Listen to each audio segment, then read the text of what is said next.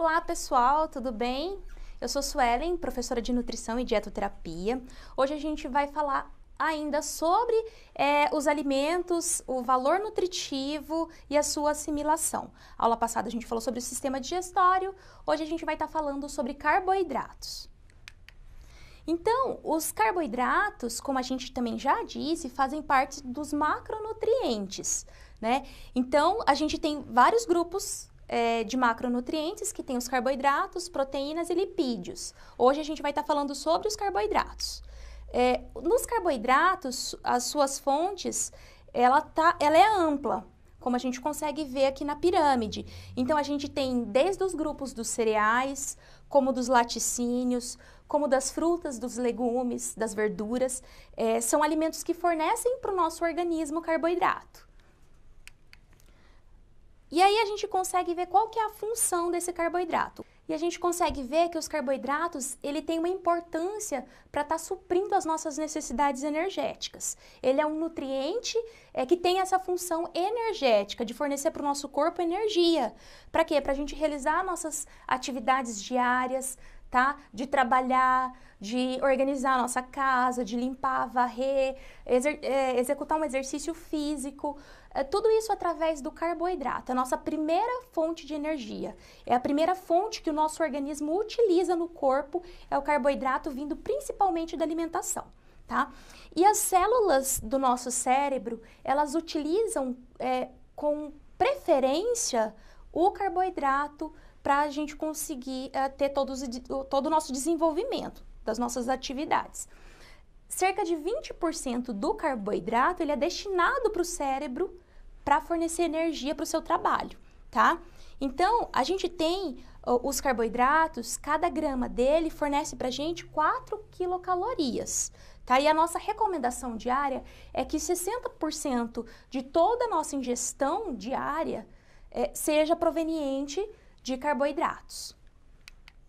E aí a gente tem essa divisão, essa classificação dos carboidratos. Então, eles podem ser carboidratos simples ou carboidratos complexos.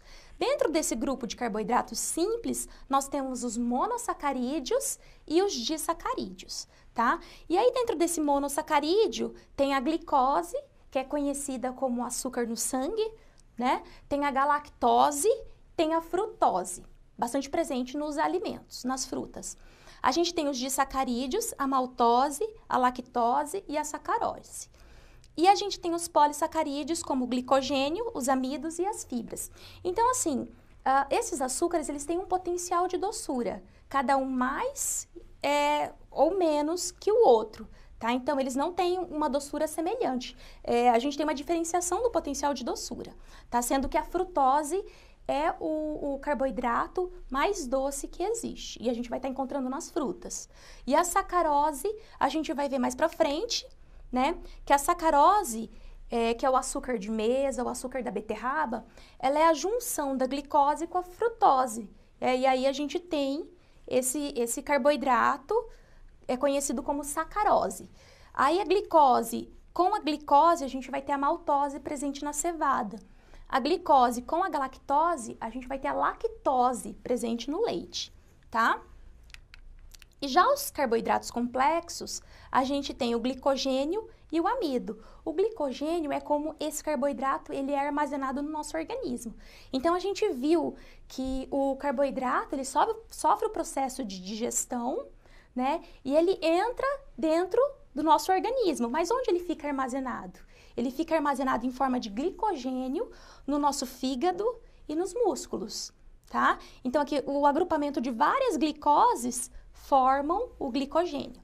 Já nos alimentos, nos vegetais, a gente tem esse conteúdo sintetizado de glicose formando o amido, tá? Então, a gente vai ter o amido em alguns vegetais. Então, a gente consegue até mesmo visualizar esse amido quando a gente pega uma farinha, né, e coloca debaixo da água, aquela geleinha que forma é o amido, tá? Então, a gente vai ter na batata, na mandioca, no milho, tá? No trigo, isso daí a gente tem um amido, essa grande quantidade.